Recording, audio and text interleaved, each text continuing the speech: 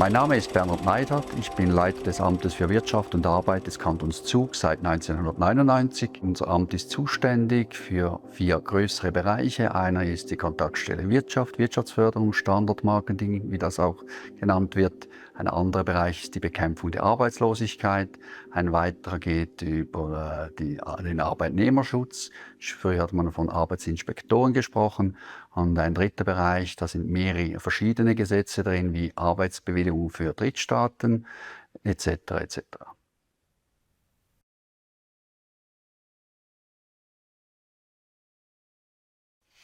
Also man muss sehen, das war die Zeit nach dem EWR9, als die Schweiz wirtschaftlich Probleme hatte, die Produktivitätssteigerung pro Jahr am Ende der westlichen Länder war.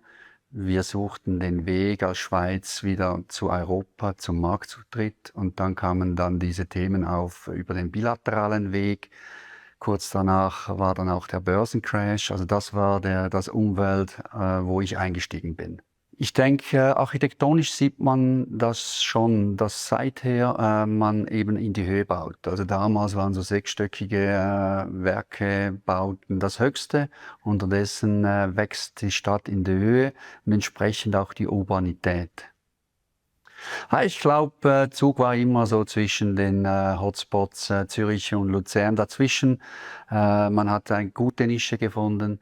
Wir merken sehr bei den Firmen, internationalen Firmen, mit den Mitarbeitern und deren Familien, dass sie Zug insbesondere dann auch schätzen, wenn sie Familien haben. Man hat ein angenehmes Umfeld, wunderschöne Natur, man fühlt sich sicher, man ist eben nicht der Anonymität der Stadt und auch den negativen Auswüchsen einer Stadt so ausgesetzt. Das wird sehr, sehr geschätzt. Auf der anderen Seite sind natürlich, wenn man internationale Leute hat, im IT-Bereich beispielsweise, die noch Single sind, die wollen die vibrierende Stadt Zürich natürlich erleben und wohnen auch gerne da, aber das ist kein Problem, weil der Weg nach Zug ist ja relativ kurz für internationale Leute.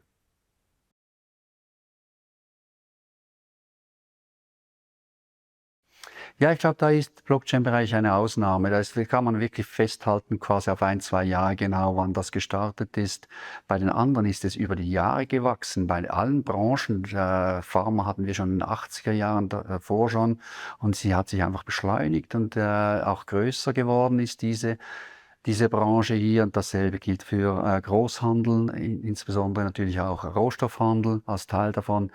Das sind stetige Entwicklungen. Im Bereich Pharma, IT ist ganz sicher eine Beschleunigung hat da stattgefunden, ja.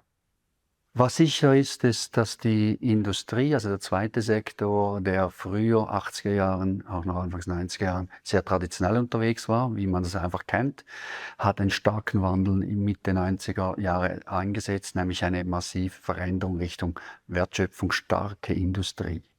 Das braucht natürlich sehr viele Brainworkers, wie man so auf Neudeutsch sagt, also viele hochqualifizierte Leute, die diese Wertschöpfung, diese neuen Ideen, diese Innovationen tragen, also auch überhaupt einmal erdenken und dann in den Markt umsetzen. Und das hat natürlich entsprechend auch mit sich gebracht, dass Zug immer globaler wurde.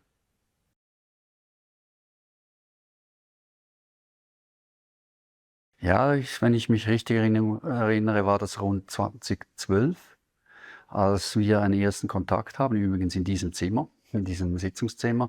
Da waren so 3, 4 Personen dabei, Schweizer und internationale Leute, die dachten, dass die Schweiz, aber insbesondere Zug, sehr geeignet wäre für ein Blockchain-Ökosystem. Ja, es ist natürlich so, unter diesen ersten, sagen wir, 4, 5, 6 Personen waren Leute, die kannten natürlich den Wirtschaftsstandort Zug, insbesondere denke ich auch der damalige Jurist von der MME, konkret Luca Müller, der sich da auch profiliert hat, ganz am Anfang schon mit möglichen Konstruktionen, gesetzlichen Konstruktionen. Der kannte uns und der wusste, wie wir quasi als Behörde wirken und auf Neuigkeiten, neue Dinge zugehen. Natürlich Blockchain, was ist das? Als damals hatten wir uns gefragt, oder? Wir mussten uns auch zuerst einmal dem Thema annähern. Wo liegt das Potenzial? Also unsere Aufgabe ist ja zu erahnen, wie wie ist das volkswirtschaftliche Potenzial einer solchen Technologie? Und sollen wir die zusätzlich unterstützen? Grundsätzlich können ja alle Firmen hierher kommen, wenn sie nicht kriminell sind. Wir haben ein liberales Handelssystem, Wirtschaftssystem, da trägt man sich ein im Handelsregister und so. Aber die Frage ist, wie weit geht die behördliche Unterstützung im Sinne der Netzwerke, der Rahmenbedingungen etc. Und da mussten wir auch einiges lernen. Und das war aber sehr, sehr spannend, mit diesen Leuten zusammen das zu erarbeiten, zu lernen, auch die Technologie. Ich ging selbst 4 Stunden in die Schule bei denen und habe das Coding in einfachen Dingen einmal erlernt, zu verstehen, was heißt Blockchain. Und hier vielleicht eine Anmerkung, für uns war immer entscheidend, Blockchain, die Anwendung der Cryptocurrency, die war eigentlich immer nebensächlich. Aber sie war mal dann dominant, weil die ersten Anwendungen der Blockchain war primär auf Cryptocurrency ausgerichtet.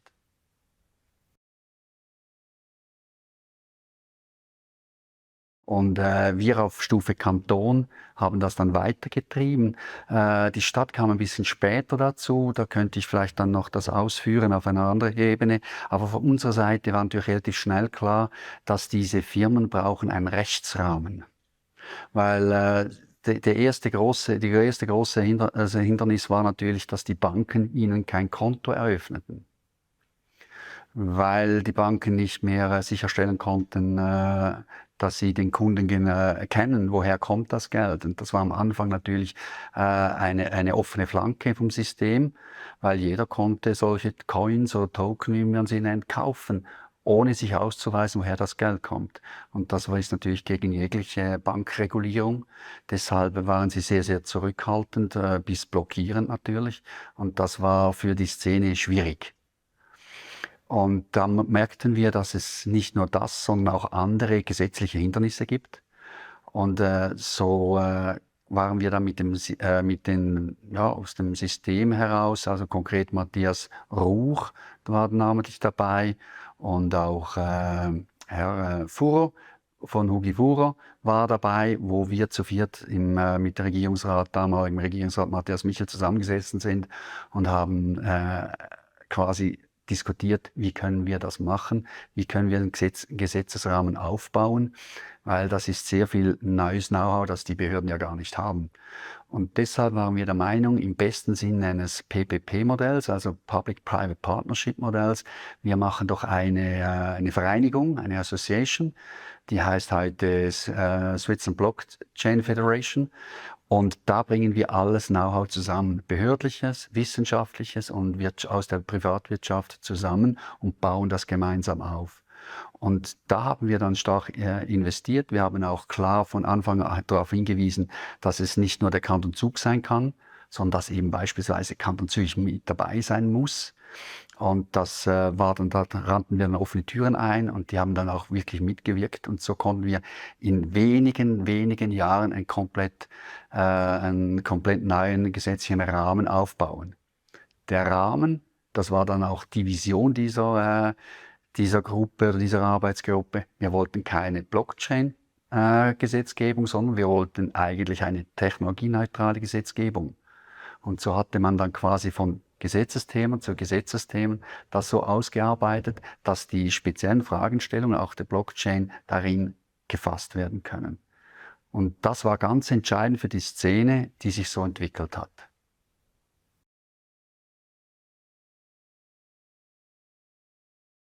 Ja, genau, die Frage war zusammen mit der Blockchain-Szene hier immer wieder journalistischer Anstoß der vielen Fragen vom Ausland insbesondere auch.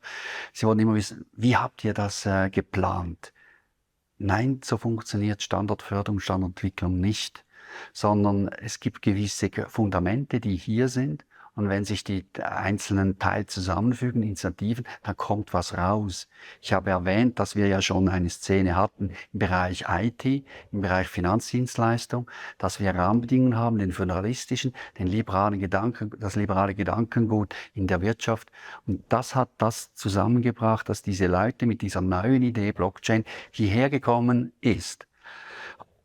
Unser Teil war dann, dass wir relativ schnell erkannten, dass hier Potenzial Riesenpotenzial herrscht, dass wir das aufnehmen und helfen, beschleunigen, vernetzen. Das war unsere Leistung quasi. Und natürlich Details wie Bewilligungen, Ausländerbewilligungen, das war alles Teil dabei von unserer Umsetzung dann. Aber es gibt keinen Masterplan, dass man sagen kann, ich will eine Blockchain-Szene hier oder ich will eine Nanotechnologie. Das funktioniert aus Erfahrung nicht.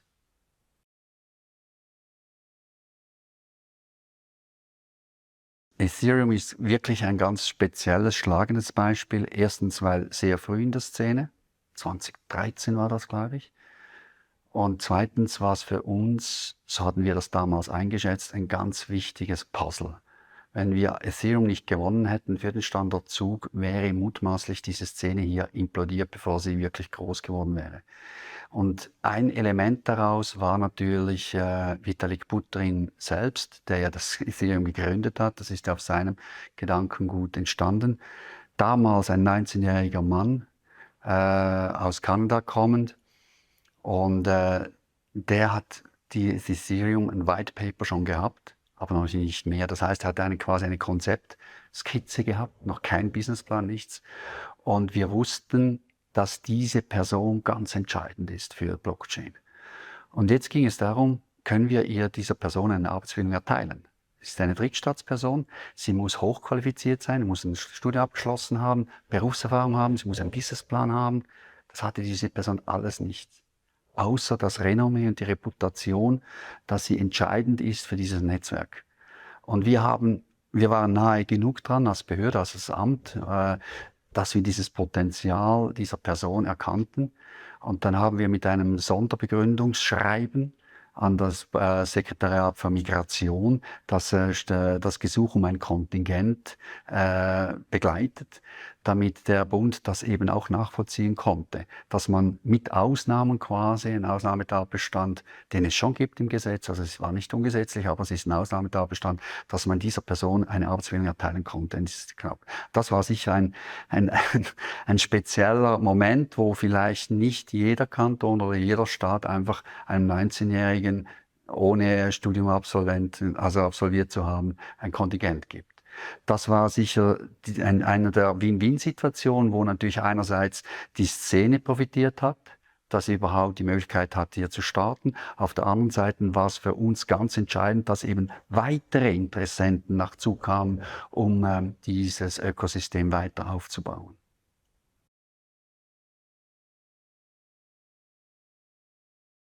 Das ist mehrfach passiert und insbesondere hat man ja relativ schnell vom Ökosystem her, die haben ja eine eigene Association, Crypto Valley Association, wie sie heißt, und die haben internationale Meetings hier gemacht und da sind sie von der ganzen Welt her geflogen.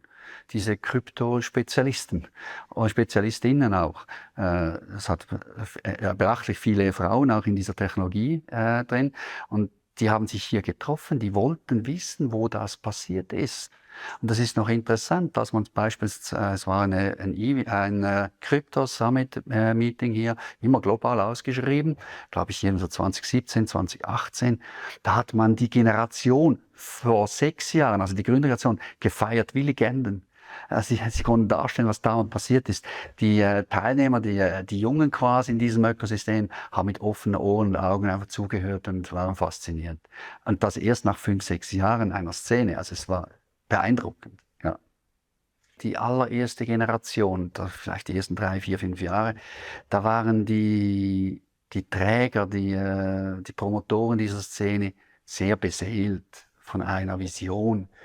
Und unterdessen ist das sehr versachlicht Richtung Kommerz logischerweise, businessorientiert, was kann man mit machen. Und was mich freut, ist, dass sich langsam die Blockchain als Technologie breitere Anwendungsfelder erarbeitet. Also die ganze Beschaffungsketten etc. Man merkt, dass Blockchain weit mehr ist als einfach irgendwelche Geldflüsse. Das hat sich schon verändert.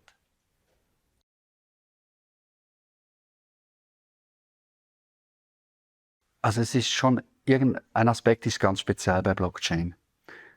Blockchain, die Unternehmer, die haben eine Idee, ein White Paper, wie sie die Blockchain bauen wollen. und dann verkaufen sie Tokens, Coins, und mit dem Geld, das sie einnehmen, programmieren sie dann letztlich das Ganze. Das heißt, das ist nicht der Income über die geschäftliche Tätigkeit, sondern man verkauft ein Konzept, zieht Geld ein, mit dem Geld baut man das eigentlich erst. Und das ist schon noch speziell.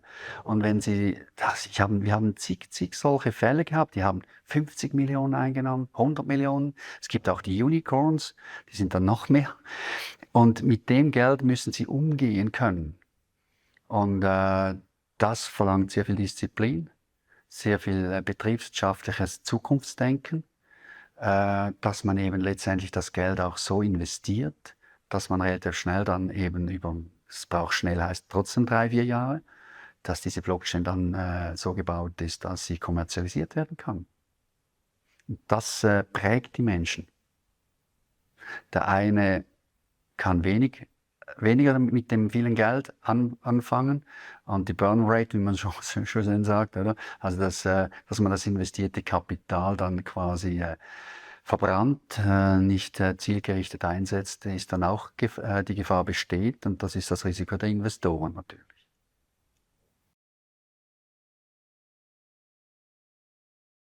Genau, da musste ich selbst sogar persönlich ein bisschen auf die Bremse stehen, weil die Euphorie war auch natürlich in unserem Amt groß, wenn so ein ICO stattgefunden hat, also ein Initial Coin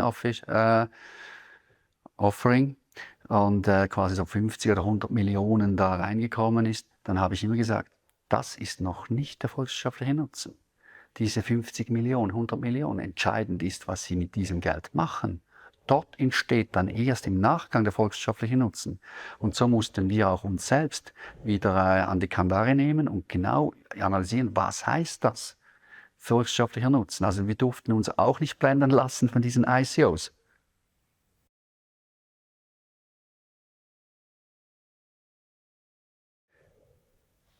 Gut, im Kanton, das war dann einfach mal primär einbezahlt als solches. Das ist da noch nicht volkswirtschaftlich relevant als solches. Sie werden dann erst volkswirtschaftlich relevant, diese Gelder, wenn man damit Arbeitsplätze bezahlt und Innovationen schafft, also Blockchains kreiert etc. Ja, aber da war ich dann auch persönlich sehr stark vom Anfang an wirklich sehr kritisch in diesem Punkt und habe auch meine Leute dazu quasi aufgefordert zu schauen, was heißt eigentlich der Businessplan. Ein Token-Selling, Coin-Selling per se ist noch kein Businessplan.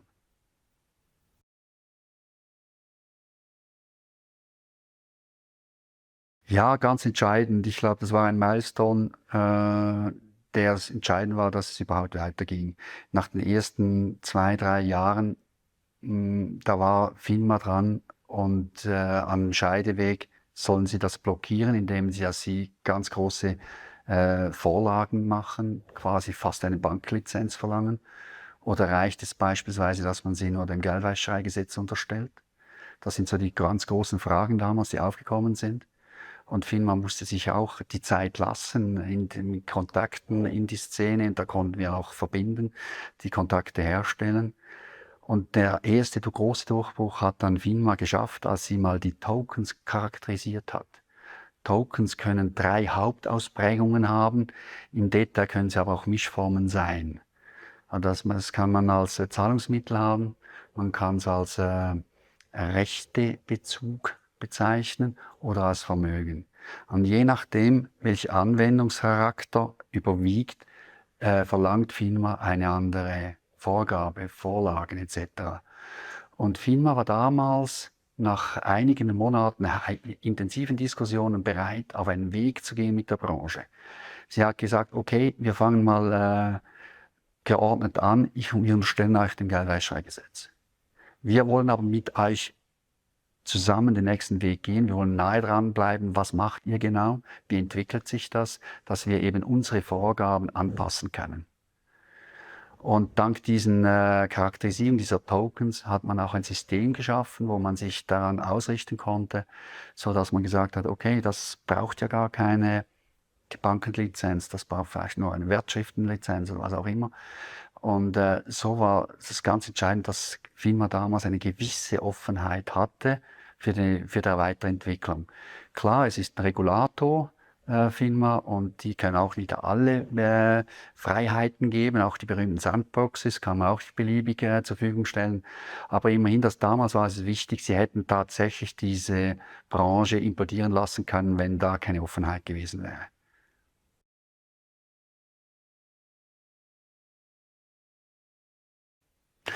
Ich glaube, das ist gesellschaftlich gesehen, da waren da nicht große Verwerfungen oder Änderungen im eigentlichen Sinn. Man war neugierig, also wenn man mit den Leuten auf der Straße gesprochen hat oder auch Unternehmen, Gewerbler und so, die nicht so nah an diesem Thema waren, da waren sie sehr neugierig. Das spricht für die Zukunft, dass man offen ist für solche Dinge, dass man das verstehen möchte. Und da hatten wir sehr viele Diskussionen, selbstverständlich. Und wir hatten sogar die Idee, das war dann aber die Pandemie kam dazwischen, dass man sogar eine Blockchain-Ausstellung an der Zuckermesse machen würde für die breite Bevölkerung. Und die Branche wollte das, aber das kam dann eben quer rein, wir konnten das nicht. Also man hat gemerkt, dass da wirklich ein Bedürfnis ist, ein Wissensbedürfnis, ein Informationsbedürfnis für die ganz normale Bevölkerung in einem Bereich, der technologisch nicht ganz so einfach zu erklären ist, natürlich. Aber so war es eben, dass wir oft halt auch referiert haben, informiert haben. Und tatsächlich, wir hatten so Etappen. Ich denke, so die erste Etappe war jene, die einfach bis zu Beginn der Gesetzgebung war. Die Gesetzgebung selbst zusammen mit diesem Switzerland Blockchain Federation, die dauerte ja dann auch rund 4 Jahre, bis im Parlament im Eidgenössischen diese Gesetze durch waren und dann in Kraft traten 2021. Das war die zweite Phase und seither ist der rechtliche Rahmen fixiert. Wird übrigens nach wie vor sehr gelobt international, im Sinn, wir brauchen diese Vorgaben, damit unsere Branche auch geschützt ist. Sie ist sehr modern, sie lässt auch genügend Raum für Innovationen. Deshalb nach wie vor schauen viele Neuunternehmungen in diesem Bereich nach Zug, um allenfalls hier zu starten, weil nicht jeder Staat diese Offenheit eben hat oder diese klaren Gesetzgebungen, die eben auch Verlässlichkeit bieten.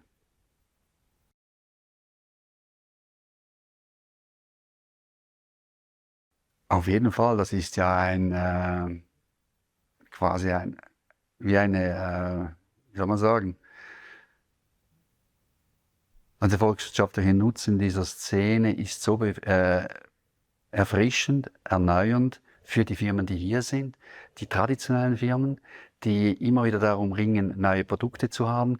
Sie können sich dank dieser Szene neu innovieren, neue Produkte entwickeln oder alte Produkte in die Moderne bringen. Das ist ja typisch Wirtschaft. Es ist ein Lifecycle dahinter. Man wächst, man steht, man wächst und dann irgendwann gibt es eine Konsolidierungsphase und je nachdem, wenn man das nicht anpasst an die Zukunft, dann läuft das auch wieder aus und stirbt ab.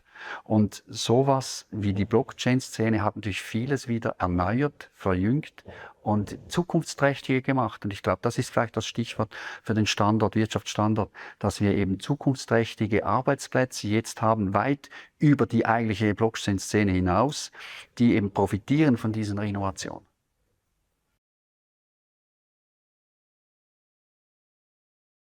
Für uns ist einfach wichtig, dass diese Szene mit diesem Know-how sich weiter vernetzt und das Potenzial erarbeitet, dass diese Technologie in sich trägt, zugunsten von unseren Firmen.